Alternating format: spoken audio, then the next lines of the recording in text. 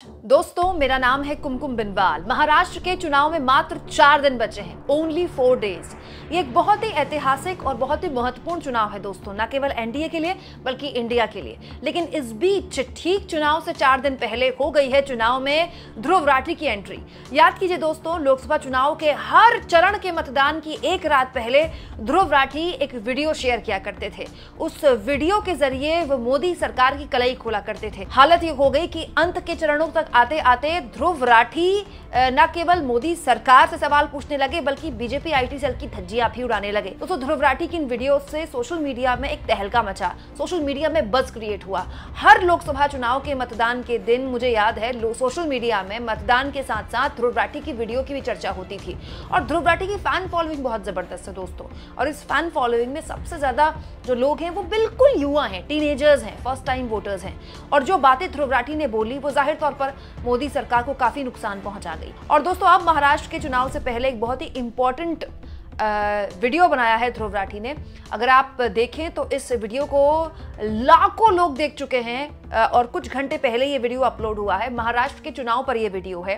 बड़ा दिलचस्प वीडियो है दोस्तों, क्योंकि महाराष्ट्र के चुनाव में जब भी हम चर्चा करते हैं इस पार्टी की इतनी सीटें आ रही हैं, इस पार्टी की इतनी सीटें आ रही हैं, इस पार्टी के नेता ने ये बोल दिया, उस पार्टी के नेता ने ऐसा जवाब दे दिया, हमारा जो पूरा का पूरा राजनीतिक विमर्श है इसके ही इर्द गिर्द होता है। लेकिन क्या हम करीबी से देखते हैं कि जिस महाराष्ट्र को लिए हम कहते हैं कि आर्थिक राजधानी है दोस्तों, देश के सबसे बड़े उद्योगपति जिस महाराष्ट्र में रहते हैं, मल्टी मिलियनियर्स देश भर के जिस महाराष्ट्र में रहते हैं, वो महाराष्ट्र फार्मर सुसाइड में नंबर 1 है। दोस्तों, महाराष्ट्र में चुनाव से पहले एकनाथ शिंदे सरकार ने लाडली बहन योजना की शुरुआत की।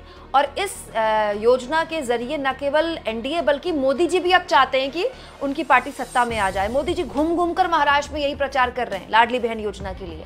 हालांकि मोदी जी रेवड़ियों के खिलाफ बोला करते थे, लेकिन अब खौफ दिखा रहे हैं कि इंडिया गठबंधन की सरकार आई तो ये योजना बंद कर देंगे ये लोग। दोस्तों, ध्रुव राठी ने ऐसी योजनाओं को निशाने पर लेते हुए कहा है कि एक्चुअली में हमारे जो देश में अरबपति हैं वो मोटा माल कमा रहे हैं खूब।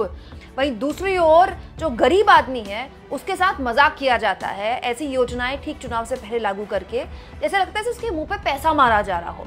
लेकिन इस सब की कीमत कौन चुकाता है? Middle class. जी हाँ दोस्तों, वो मिडिल क्लास जो ईमानदारी से अपना टैक्स भरता है, जो अपने पूरे जीवन को जिस तरह से बिताता है उसमें ज्यादातर चीजें वो खुद करता है। ना तो उसको शिक्षा सरकार से मिलती है, सरकारी स्कूलों में वो अपने बच्चों को भेज नहीं सकता, ना उसको हेल्थ सरकार से मिलता है। अब सरकारी हॉस्पिटल्स में कोई मिडिल क्लास अपने घर वालों को भेज नहीं सकता, उसके लिए उसको महंगे हेल्थ केयर सिस्टम पर भरोसा करना पड़ेगा। और ना ही वो अपने जीवन में रिटायरमेंट के लिए सरकार पर भरोसा कर सकता है। मतलब एक मिडिल क्लास आदमी पूरी जिंदगी पिसता है, पूरी जिंदगी खर्चे उठाता है, रोजमर्रा के खर्चों से लेकर बाल बच्चों की परवरिश तक। इसके अलावा वो टैक्स भी पूरी ईमानदारी से भरता है और उस टैक्स के पैसे से इंफ्रास्ट्रक्चर में वो पैसा न लगाने की बजाय जो सरकारें हैं, जो पार्टियां हैं, मुफ्त की रेवड़ियां बांटती हैं लाडली बहन योजना के तहत। दोस्तों, लाडली बहन योजना के तहत 1500 रुपए दिए ना एकनाथ शिंदे सरकार ने।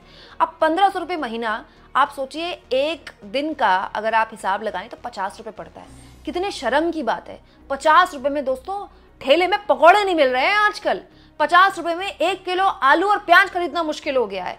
50 रुपए आप एक दिन के हिसाब से दे रहे हैं लाडली बहनों को। ये है आपका लाड़ बहनों के लिए। लेकिन ये सब कुछ किया जाता है चुनाव से पहले और कोई एक पार्टी नहीं करती, सब पार्टियां कर रही हैं ये। लेकिन इसके लिए अर्थव्यवस्था को, चाहे वो राज्य की अर्थव्यवस्था हो या फिर केंद्र की अर्थव्यवस्था को, क्या उसको ताक पे रखा जा रहा है? और ये सब कुछ मिडिल क्लास की कमर तोड़कर किया जा रहा है। वो मिडिल क्लास जो लगातार भारत में कम हो रहा है। याद रखिए, अभी कुछ दिन पहले की एक खबर है कि मिडिल क्लास भारत में श्रिंक हो रहा है। ऑटो सेक्टर से लेकर एफएमसीजी सेक्टर लगातार इस बात के संकेत दे रहा है कि मार्केट में डिमांड कम हो गई है। दोस्तों, रियल एस्टेट सेक्टर तो कई सालों से ठंडा पड़ा हुआ है। हालत ये है, अगर आप एनसीआर के इलाकों में चले जाएं, नोएडा के इलाकों में चले जाएं, फ्लैट्स बन बनकर वहां पर खंडर हो गए हैं, लेकिन कोई खरीदने वाला नहीं है। दोस्तों, महाराष्ट्र चुनाव से पहले ध्रुव राठी ने अपने इस वीडियो में मिशन स्वराज लॉन्च किया है, जिसमें वो तमाम पॉलिटिकल पार्टीज को एक चैलेंज दे रहे हैं। इस चैलेंज में सारी पॉलिटिकल पार्टीज आती हैं और छत्रपति शिवाजी महाराज के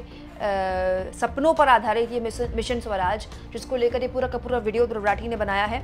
इस वीडियो को गंभीरता से अगर आप देखेंगे तो मालूम होगा कि एक राजनेता कितनी छोटी नीयत के साथ चुनाव लड़ता है। उसकी नीयत बस इतनी होती है कि उसकी सरकार बन जाए। उसकी सरकार बन जाए, उसमें वो एक अपना लाभार्थी वोट बैंक तैयार कर ले, उस लाभार्थी वोट बैंक के खाते में वो पैसा डालते रहे। दोस्तों, किसान सम्मान निधि के नाम पर केंद्र सरकार देश भर के किसानों को पैसा देती है, बहुत अच्छी बात है, मिलना चाहिए। ऐसे ही तो हमारे देश के किसान सशक्त होंगे। लेकिन आप जरा किश्त उठा के देखिएगा, क्या देश के किसान को बस इतना ही पैसा चाहिए? देश का किसान तो इतना समृद्ध होना चाहिए कि वो लाखों रुपए में खेले, उसके लिए कुछ हजार की किश्त कुछ मायने ना रखती हो। दोस्तों, यहाँ इस बात का भी जिक्र किया ध्रुव राठी ने, और मुझे भी ऐसा लगता है कि ये सरकार की जिम्मेदारी है, फ्री एजुकेशन, अच्छी एजुकेशन हो, सरकारी स्कूल इतने अच्छे हो कि आपको प्राइवेट में अपने बच्चों को ना भेजना पड़े, क्योंकि प्राइवेट स्कूलों की तो बहुत हालत खराब है। मतलब एक मिडिल क्लास आदमी अगर उसके 2 बच्चे हैं तो उसकी आधी जो महीने की कमाई है वो प्राइवेट स्कूलों में चली जाएगी। बहुत महंगा है प्राइवेट स्कूलों में कमाना। फिर प्राइवेट स्कूल के बाद बच्चा कॉलेज में जाएगा, वो कोई प्रोफेशनल कोर्स करेगा, तो एक जो पिता है वो बच्चे को करीब 25-26 साल तक अगर पढ़ाता है तो उसकी पूरी सेविंग उसी में चली जाती है। तो एजुकेशन हर लिहाज से फ्री होनी चाहिए सबके लिए, ताकि गरीब का बच्चा और मिडिल क्लास का बच्चा और अमीर का बच्चा एक जैसी एजुकेशन पाए। इसको फ्री देना कुछ गलत नहीं है। बहुत हद तक इलेक्ट्रिसिटी फ्री देना भी कुछ गलत नहीं है, क्योंकि जब बिजली फ्री देते हैं, साफ पानी देते हैं, तो आप जो घर हैं, जो परिवार हैं, उनको सुरक्षित करते हैं, उनको स्वस्थ करते हैं। साफ पानी मिलेगा तो बीमारियां नहीं होंगी, बीमारियां नहीं होंगी तो घर के खर्चे कम होंगे, और वो जो पैसा है वो परिवार सेव कर लेगा, या बेटी की शादी में खर्च कर लेगा, या बेटे की शादी में खर्च कर लेगा, तो एक परिवार की सेविंग बढ़ती है। लेकिन हमारे देश में दोस्तों, अब तो चुनाव कोई भी हो, ऐसे ऐसे वादे किए जा रहे हैं जिसको सुनकर चिंता हो जाती है कभी कभी। दोस्तों, बीजेपी ने तो एक चुनाव जीतने के लिए फ्री स्कूटी तक देने का वादा कर दिया था। मतलब ये है क्या? ये रेवड़ियां नहीं है तो क्या है? बताइए, ये लोग फ्री के नाम पर ऐसी योजनाएं बांटते हैं, ये साफ हवा तो दे नहीं पा रहे हैं। दिल्ली, एनसीआर सहित महाराष्ट्र जैसे राज्य हैं दोस्तों, जहां पर इस समय आप घर से बाहर नहीं निकल सकते। एयर पोल्यूशन में उत्तर प्रदेश के बाद महाराष्ट्र दूसरा ऐसा राज्य है जहां सबसे ज्यादा मौतें होती हैं। साफ हवा तो हम दे नहीं पा रहे अपने लोगों को, साफ पानी हम दे नहीं पा रहे अपने लोगों को। सड़कें महाराष्ट्र की इतनी खराब हैं कि मुंबई में अगर 1.5 दिन या 2 दिन बारिश हो जाए तो पूरी मुंबई लबालब हो जाती है। मुंबई का छोड़िए आप, so called cyber city Gurgaon कहते हैं ना, करोड़ों रुपए के फ्लैट्स हैं यहाँ, 2-2.5 करोड़ के से तो फ्लैट की शुरुआत होती है गुड़गांव में। 2 दिन बारिश हो जाए गुड़गांव पूरा डूब जाता है। ये तो हालत हमारे ड्रेनेज सिस्टम की है। उसके बाद कहा जाता है आफत की बारिश। बारिश तो आफत की होगी, ग्लोबल वार्मिंग हो रही है, दुनिया भर में हो रही है, लेकिन जो हालत हमारी सड़कों की होती है, ये इस बात का प्रमाण है कि जो सरकारें साफ, अच्छी और बिना गड्ढे की सड़क नहीं दे पा रही हैं, साफ पानी नहीं दे पा रही हैं, साफ हवा नहीं दे पा रही हैं, वो ठीक चुनाव से पहले ऐसी योजनाओं के लाभ की बात करती हैं, ऐसी योजनाएं लागू कर देती हैं और फिर उम्मीद करती हैं कि वो लाभार्थी उनको वोट भी देंगे। दोस्तों, योजनाएं लागू करना कुछ गलत नहीं है, कुछ योजनाएं बहुत सफल भी रही हैं, जैसे मनरेगा है। मनरेगा योजना का मोदी जी ने बहुत मजाक उड़ाया, एनडीए ने बहुत मजाक उड़ाया, लेकिन सच्चाई ये है दोस्तों कि ग्रामीण भारत में स्वाभिमान के साथ लोगों को काम भी मिलता है और काम के बदले 100 दिन का रोजगार भी मिलता है। मनरेगा एक बहुत अच्छी योजना बनकर उभरी, हालांकि भ्रष्टाचार बहुत है ऐसी योजना में, लेकिन इस योजना के जरिए कम से कम आप ग्रामीण भारत के लोगों को सीधे उनकी जेब में पैसा डाल सकते हैं। या फिर अगर किसी देश में अर्थव्यवस्था चौपट हो गई है, रेसेशन आ गया है, तो वहां आप एक मुश्त राशि लोगों को दें, जैसे कि कोविड में दिया गया था। विदेश के कई देशों ने कोविड में अपने नागरिकों को पैसा दिया था, क्योंकि भाई लॉकडाउन लग गया है, काम धंधे चौपट हो गए हैं, तो फिर आदमी अपने खर्चे कैसे चलाएगा? अगर कोई घर में बीमार हो गया तो कैसे चलाएगा? तो इसीलिए कई देशों ने पैसा दिया और वो जरूरी था।